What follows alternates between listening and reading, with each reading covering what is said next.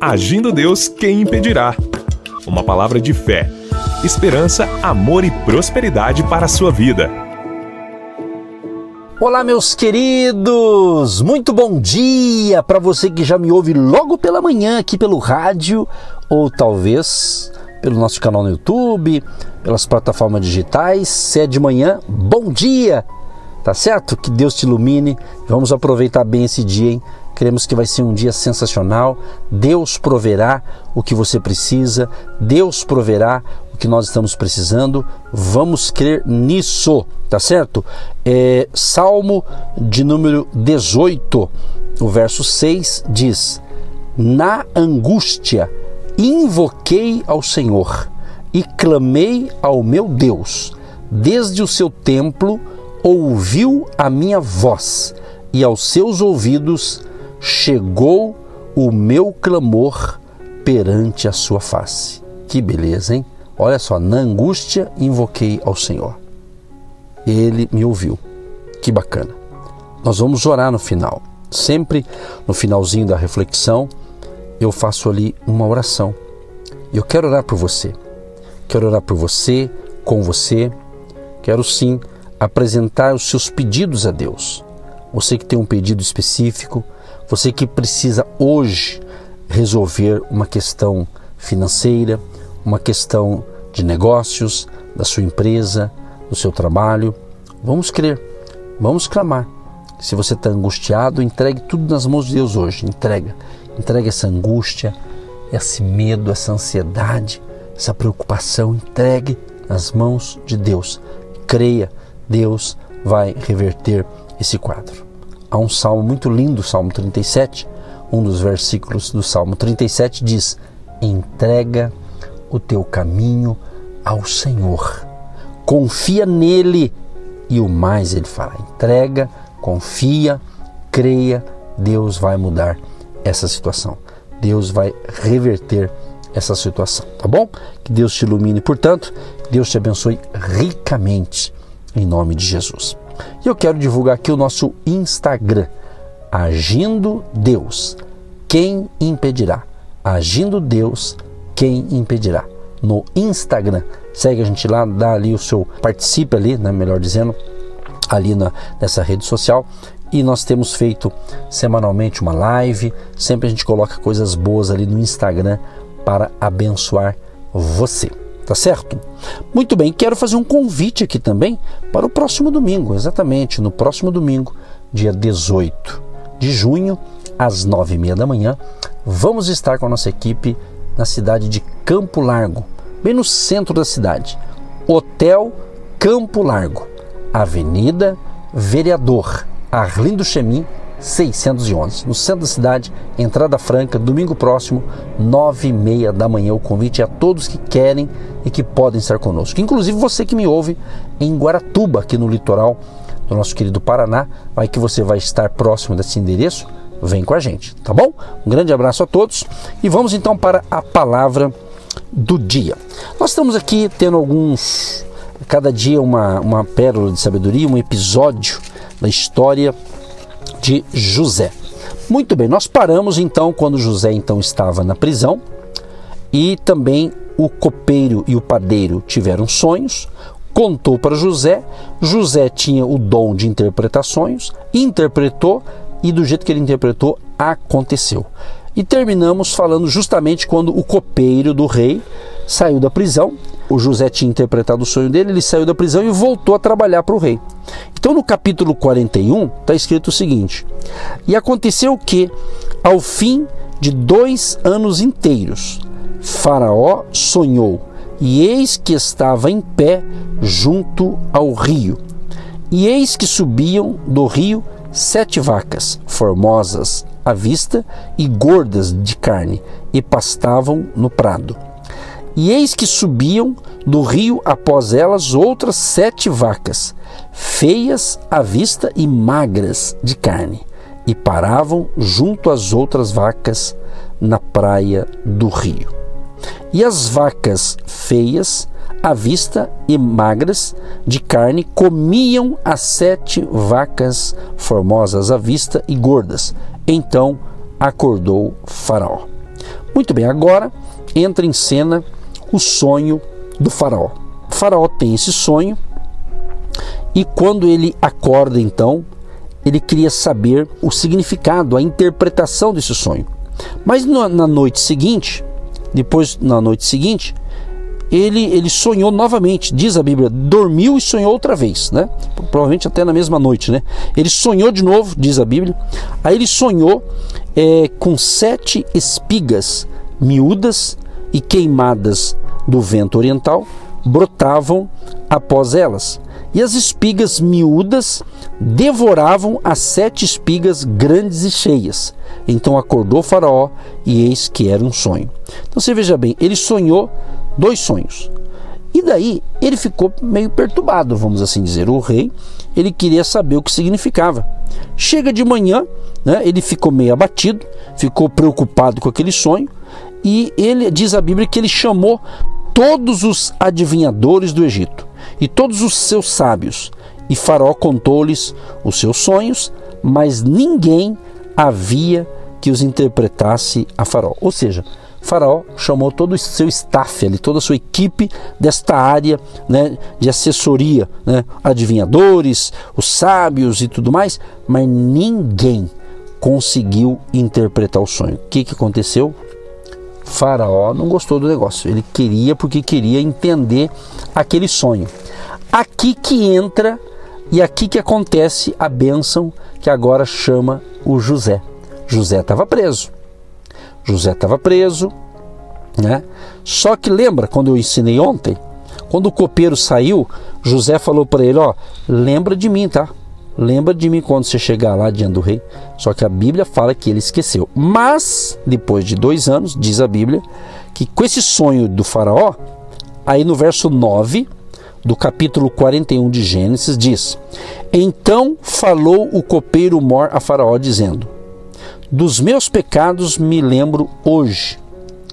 Estando o faraó muito indignado contra os seus servos, e pondo-me sob prisão na casa da guarda, a mim e ao porteiro mor.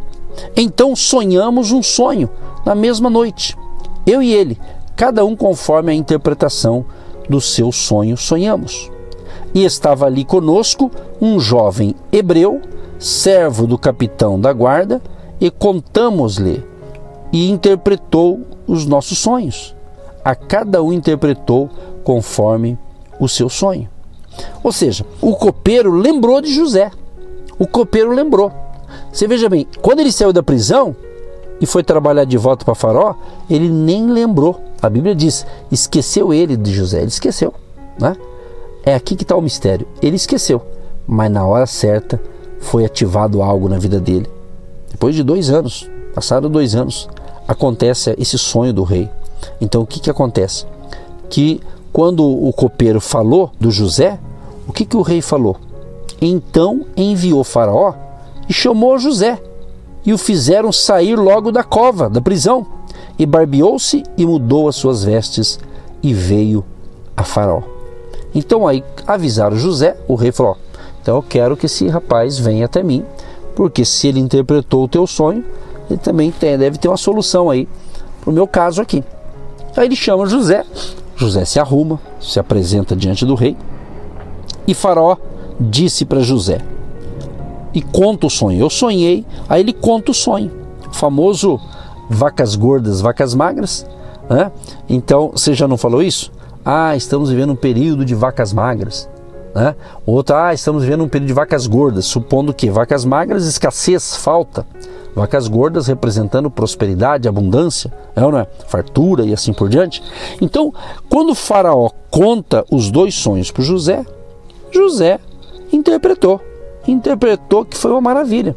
Ele falou, ô Faraó, essas vacas gordas aqui é um tempo de abundância, de grande prosperidade, mas vai vir tempo de crise, vai vir crise aí para frente aí, e então eu já te dou uma ideia, que você possa então durante 7 anos acumular uma parte da riqueza, uma parte das colheitas, nós vamos separar, e depois quando vier os 7 anos de vacas magras, a gente vai ter comida para todo mundo aqui e vão poder ajudar as outras nações também.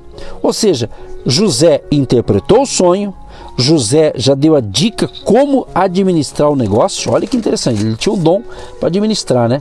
Olha só, e Faraó tinha sonhado 2 vezes, porque diz a Bíblia, porque esta coisa é determinada de Deus e Deus se apressa a fazê-la. Olha que interessante. Então aqui José falou, olha, esse sonho é de Deus e Deus está com pressa para tomar as atitudes. Então o nosso Deus é tão maravilhoso, gente, que Ele avisa, né? Que Ele dá dicas, Ele fala o que vai acontecer, Ele vai dando pistas, né? Então é isso, nós temos que entender que o nosso Deus, Ele trabalha assim também.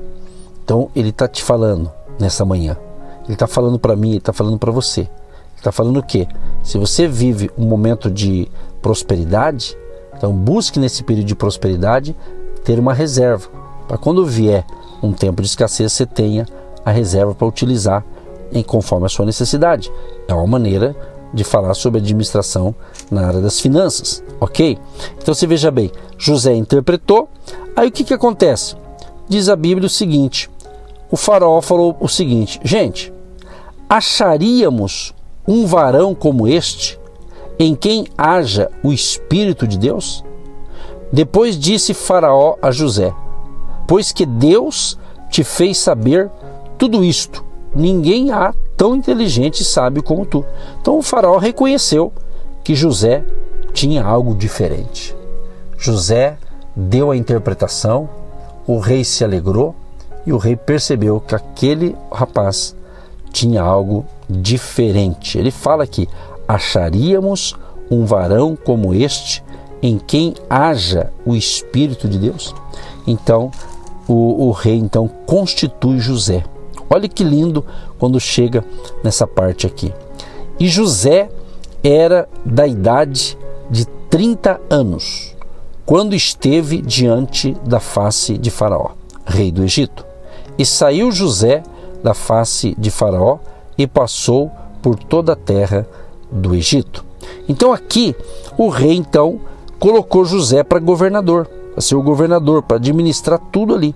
Então José era o homem de confiança do rei. Agora, pensa bem, José agora tinha 30 anos. Quando ele saiu da casa dele, ele tinha em torno de 17. Você vê que ele ficou um bom período, aí, mais de 13 anos praticamente, nessa faixa aí, nessa batalha.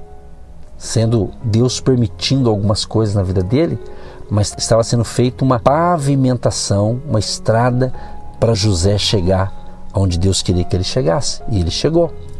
Ele se tornou então o administrador, o governador do Egito. Você está compreendendo? Então você veja bem, faça a coisa certa, peça a bênção de Deus, e mesmo que venha algumas dificuldades, que ninguém está isento disso, Deus vai te dar força para vencer. Talvez o que você está passando hoje é justamente um treinamento, mesmo que você não esteja entendendo esse negócio, esse processo que está acontecendo na sua vida. Mas vai reverter. Você vai sair mais forte, você vai sair mais animado, né? E com isso você vai dar a volta por cima. Então José demorou um bom período, mas chegou a hora dele, chegou a vez dele. Deus o honrou, colocando-o como primeiro-ministro ali do Egito, ou governador do Egito. Esse é o nosso Deus que promove os fiéis. Esse é o nosso Deus que promove os que realmente o servem de todo o coração.